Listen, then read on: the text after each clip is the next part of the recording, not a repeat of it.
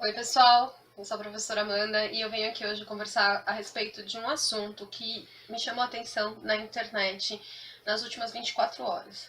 Eu estava vendo, né, o meu feed de notícias e apareceram dois vídeos muito parecidos, e que me assustou, assim. A primeira vez eu falei, nossa, mas eu já vi esse vídeo antes. E é um vídeo sobre a questão de um bullying com uma criança, com um jovem autista. Como eu sou mãe de uma criança com autismo e militante dessa causa, isso me impacta muito, né? Principalmente as questões de agressão. Geralmente eu não gosto muito nem de ver sobre isso. E os vídeos vieram de pessoas que eu respeito muito, então eu abri. Né? Eu não gosto de ficar vendo nada de agressão, me faz mal, né? Seja de cachorro, de criança, eu pulo essa parte porque eu pego pra mim e fico passando mal sempre. Mas esses vídeos estavam dentro de notícias de pessoas que eu sigo e eu resolvi abrir e foi quando me chamou a atenção, e um deles, inclusive aqui de Osasco, na escola do Liberati. Eu não vou compartilhar esses vídeos porque eu penso que essa geração de adolescentes, e eu trabalho com adolescentes, né, eles gostam muito de likes. E é sobre isso que eu quero falar a respeito um pouquinho com vocês. Vamos pensar?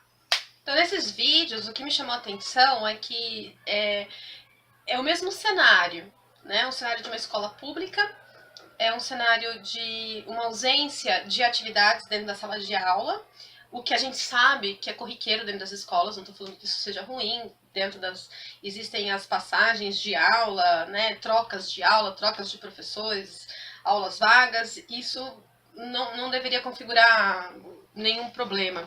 Eu só estou chamando a atenção porque a ausência ali de atividades, aonde encontra-se os garotos que são autistas, eles estão sentados na carteira, um está chegando e o outro já estava sentado na carteira, quando um grupo de jovens dessa sala se prepara com o celular na mão para agredir pelas costas as crianças, né, os jovens com autismo. E além da questão do bullying, né, eu acho que está por trás aí o cyberbullying, que é essa câmera na mão desses jovens, mostrando para a sociedade o que eles são capazes. Né? Então não é só aquele bullying com aquele indivíduo que não se enquadra dentro do meu grupo. Né? A falta de alteridade, do respeito, há algo maior aí por trás. Né? E que a gente vê hoje nos blogs, eu estou aqui usando desse meio, né? Mais para uma questão de alerta, uma questão da gente pensar, enquanto esse meio, essa rede social também serve para uma promoção desses jovens, né? Enquanto eles se apropriam dessas redes para um favorecimento negativo. Eu acho que a gente tem que parar e pensar aí. E na outra consequência que entra a família, a escola e a sociedade, porque um desses vídeos foi no estado do Espírito Santo, que chegou para Espírito Santo, desculpa, Pernambuco, que chegou para mim através de uma mãe, de pares nossos, de mães de autistas, e o outro passou no meio de comunicação de massa, em canais de televisão aberto, em jornais de televisão aberto, que me chamaram a atenção um pouco a fala, inclusive, dos apresentadores desse jornal, chamando a responsabilidade exclusivamente para a família, quando muitas vezes a responsabilidade tem que ser social. Vamos pensar de novo. Olha, gente, de forma alguma eu quero tirar a responsabilidade da família da educação. Educação é responsabilidade da família, sim. Quando eu coloco uma criança no mundo, ou quando eu escolho uma criança que já está no mundo como uma forma de adoção, ou quando eu ajudo a criar um sobrinho, as pessoas que eu me responsabilizo por ela, essa tutela que tem o adulto, né, o responsável, o familiar consanguíneo, sim, a responsabilidade é nossa. Mas nós temos que enxergar, né, a realidade da nossa sociedade e que há famílias desestruturadas. Também temos que enxergar que às vezes nós passamos uma educação para uma criança, nós criamos 3, 4 filhos dentro da mesma base educacional e tem um que destoa completamente, né? Dentro dos padrões. Saem ou vão usar droga, ou vão cair numa delinquência, e que às vezes fala assim, nossa, mas aquela mãe, aquela família... Eu falo isso porque eu sou professora já desde 2003, e às vezes nós chamamos os pais para conversar, ou nós acompanhamos a mesma família dentro da escola, um filho, né, os mesmos alunos que são irmãos, e a gente vê que às vezes aquela família está totalmente dentro de um enquadro da sociedade e acontece alguma coisa que desvia ali do caminho, daquela educação daquela família, um filho. Então a gente tem que tomar um pouco de cuidado quando a gente julga a família, né? Então que família é essa? Né? É uma família que abandonou, é uma família que cuida, mas por ocasiões da sociedade, circunstâncias, isso aconteceu. Então a gente tem que tomar um pouco de cuidado de responsabilizar só a família e entrar num contexto social do que é esse indivíduo, do que é essa criança, do que é esse adolescente, do que é esse cyber, né? Essas redes sociais enquanto cultura que é diferente da nossa geração em que eles estão inseridos. A outra questão que eu quero levantar é a escola, né? Esse bullying, ou esse cyberbullying acontece dentro de uma escola.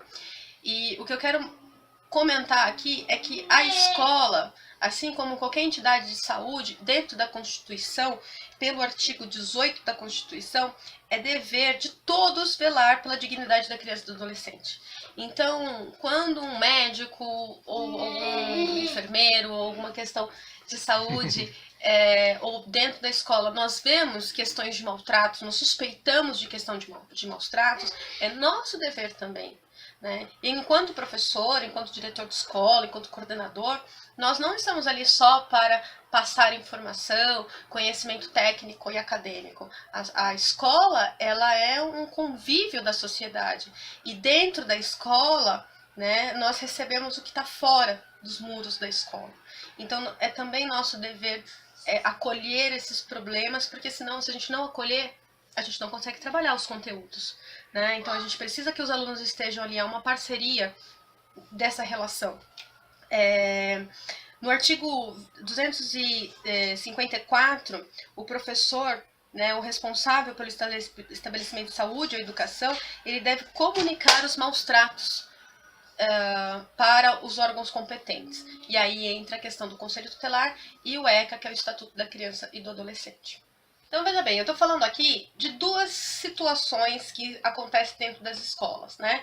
Eu estou falando de uma criança neurotípica que tem direito à educação, que tem direito a ser acolhida, de ser repreendida, né? O dever da sociedade, não é o direito dela, mas o dever da sociedade de repreender essa criança para educá-la.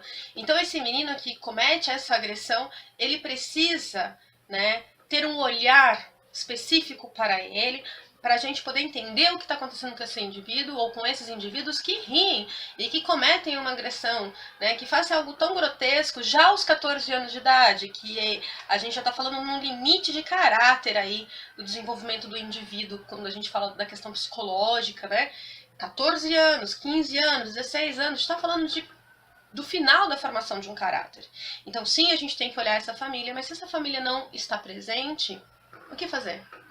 Né? A gente vai deixar com que esse menino continue fazendo isso? Há uma questão aí que a escola sim é responsável, porque a gente precisa entender.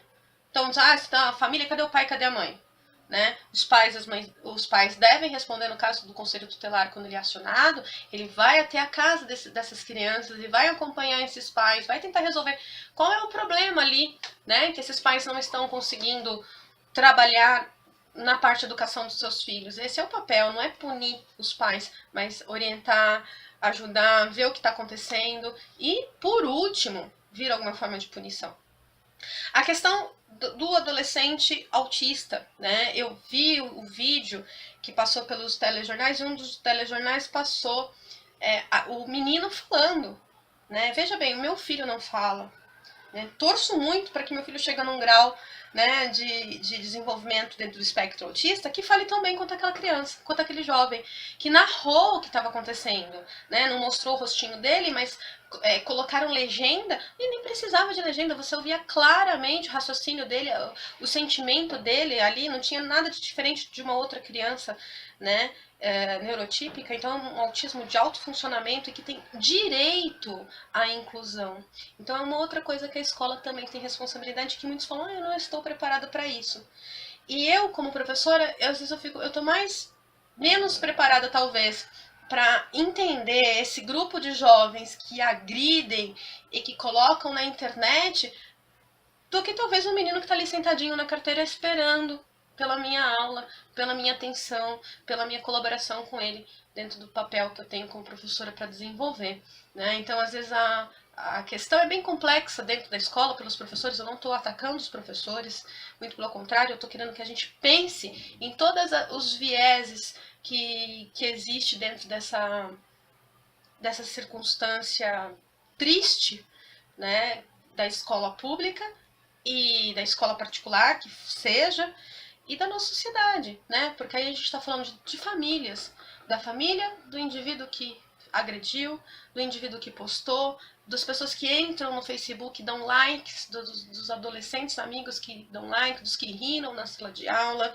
né? De todas as crianças e os adolescentes com inclusão que já passam por uma dificuldade tão grande de aprender no seu desenvolvimento dentro dessa escola tradicional, e ainda ser tratado desse jeito, dos professores que não têm esse preparo, e dos pais que devem estar sofrendo nessa hora. Eu imagino que o pai desses meninos que postaram isso devem estar sofrendo, senão eles também precisam de tratamento, né? Eu acho, para finalizar aqui, eu queria só falar que eu tenho uma preocupação muito grande com a inclusão do meu filho. Ele vai agora para o primeiro ano do ensino fundamental. Sinceramente, eu gostaria que ele ficasse mais um ano no ensino infantil, porque eu acho que ele não está preparado para isso. E as pessoas falam assim, é você ou é ele que não está preparado? Eu digo que somos nós dois, né? Eu não estou preparada para passar o que essa mãe passou. Então, essa é a reflexão que fica, né? A inclusão. E aí, às vezes, a gente pensa assim, não pode haver escola especial, né? Tem que ter escola especial, porque esse menino sabe falar, esse menino conseguiu chegar para a mãe dele e falou assim, mãe, há meses, há dias, ou me agrediram na escola, porque tem outras crianças dentro do espectro autista que não conseguiriam narrar para a mãe o que aconteceu. Cairia da cadeira, sofreria uma agressão, machucado, voltaria para casa e não conseguiria nem explicar para a mãe o que aconteceu, né? Então, para essas crianças, sim, nós precisamos de escola especial. Mas vai ficar uma provocação aqui minha. Será que esses outros meninos que fizeram tudo isso também não precisam de uma educação muito, muito especial? Diante de tudo isso, né, eu não tenho fórmulas mágicas. Não tenho. Quem me dera tivesse. Mas eu tenho algumas sugestões que talvez valessem a pena eu falar pela minha experiência como professora e como mãe, como amiga, muitas vezes dos meus alunos e pais de alunos que eu tenho até hoje, que já se formaram, né, há tanto tempo atrás. Para você que é professor, como eu, né, eu já escutei uma vez de um colega dizer assim, mas eu não vi, eu relatei uma situação de bullying, mas isso não acontece na minha sala. Lógico que não acontece na sua sala. Não acontece na minha sala também, porque os alunos sabem que se eu ver uma situação de bullying, eu vou interferir. Então o bullying, professor, ele não acontece quando você está vendo, ele acontece quando você não está vendo, quando você não está na sala, quando você não está nos corredores, nem no banheiro da escola. Tanto que, possivelmente, nesses vídeos, um vídeo com certeza, porque foi relatado pelo jornal que não havia professor na sala de aula, os professores estavam ausentes, eles estavam em aula vaga. Escola, professores, dirigentes, coordenadores, né? Prestem atenção. Não deixem isso de lado. Nós somos responsáveis por isso. Está no ECA, está no Estatuto da Criança e Adolescente. Se nós percebemos isso, nós temos que levar a sério, chamar os pais dos agressores, ouvir as crianças, perceber as relações. E muitas vezes as crianças não querem nos falar, inclusive por medo, elas até defendem os seus agressores. Mas nós temos que estar de olho nessa situação, chamar os pais. Não foi possível um contato com os pais? Passe adiante para os órgãos responsáveis e, entre eles, os conselhos tutelares das suas cidades. Para os pais de quem sofre a agressão. Percebeu que seu filho está diferente, percebeu, ou ele relatou para você, vá à escola. Exija da escola isso. Se possível, consulte o Estatuto da Criança e do Adolescente. Não tenha medo de fazer um boletim de ocorrência. Não tenha medo de conselho tutelar. O conselho tutelar tem um mito. O conselho tutelar parece que ele vai vir porque você está sendo um mau pai. Não, o conselho tutelar é um conselho para ajudar, para defender os direitos das nossas crianças, dos filhos de vocês. Ele não vai punir os filhos de vocês nem a vocês. Então, recorram, peçam ajuda. Vão para a diretoria de ensino, procurem a supervisão de ensino. O delegado, ele não vai fazer nada, o delegado, né, o pessoal da delegacia, ele vai registrar um boletim de ocorrência. Com esse boletim, você vai até uma diretoria de ensino, mostre, né, geralmente as diretorias de ensino regionais, das cidades maiores, como São Paulo, elas têm os setores de inclusão, né, ou se o seu filho não é de inclusão, vá até lá, eles vão te receber, eles vão te escutar. Para os colegas da sala, muitas vezes eu percebo o incômodo que alguns alunos se sentem, né, diante do bullying, do constrangimento. Não são eles que causam, mas eles percebem que isso. Procure aquele professor que você gosta. Procura aquela pessoa que você sabe que pode te ouvir. Sempre na sua escola tem aquele professor que vai, né? Aquele cara que tem um coração maior, seja de qualquer área que seja, da matemática, da física, de português, aquela professora que já foi sua professora num ano que você gostou muito. Procure a direção, denuncie. Se tiver grêmio na sua escola, façam campanhas contra isso. E pais, né, de uma maneira geral. Às vezes seu filho não tá sofrendo bullying, mas presta atenção na conversa dele. Pergunta como é que foi na escola, quem são os colegas. Dá uma checada, tá acontecendo alguma coisa na sua sala que você não gostou? De repente seu filho solta alguma coisa dessa e você pode apoiar numa reunião de pais. Você vai numa reunião de pais, um pai reclama de uma situação, você já tá sabendo daquela situação porque seu filho contou. Diálogo é tudo. Minha sugestão para pais dos agressores é: primeiro, calma. Segundo, leve isso a sério, né? Então, quando a escola te chamar ou quando você perceber alguma situação, leve isso a sério, porque é o seu filho. O seu filho. E você vai se sentir muito mal mais pra frente se esse bullying sair do muro da escola. E já deve se sentir mal por estar dentro da escola. Mas, calma, peça ajuda para terapeutas, para quem você achar que deve pedir, porque deve doer muito, deve doer demais ser mãe, pai desse menino que saiu correndo e chutou a cadeira de um menino que estava sentado por trás. Eu imagino que seu coração deve estar um bagaço, né? Pelo menos eu espero, né? Mas não julgo. Eu queria muito que esses pais conversassem com seus filhos e conseguissem reverter essa situação. Então eu espero que a sua ação seja para reverter essa situação, para mostrar o quanto isso é errado e que você salve o seu filho. Para os agressores, não façam. Não façam isso. Vão viver a vida, vão brincar, vão namorar, vão estudar, vão conhecer, vão jogar bola. Não agridam as pessoas, não façam isso. Isso é ruim para você, é ruim para os seus pais. Lá na frente não vai ser legal para você, você vai colher esses resultados um dia. E para você que sofre o bullying, peça ajuda para alguém que você confia. Veja, talvez você não confie em ninguém, mas deve ter alguém. Pode ser seus pais, pode ser que não seja, pode ser um professor, pode ser um colega de classe, pode ser uma carta, pode ser um desabafo. Carta funciona muito, viu, gente? Escreve uma cartinha, você não tem coragem de falar? Escreve uma carta, desabafa o que está acontecendo e manda para alguém, né? Você vai ver que vai funcionar. Então, fica aí a minha dica para vocês. Vamos pensar, vamos refletir. E para finalizar, gente, não compartilha. E não dê like nesses vídeos, porque é isso que essa geração quer. Essa geração vive de likes. A gente pode não entender, porque a gente não é dessa geração. Mas eles gostam disso. Eles gostam de ver o vídeo deles bombando, cheio de comentários, cheio de daquilo. Não. Vamos parar, né? Temos que discutir, mas a gente não tem que dar like. Pra isso, não.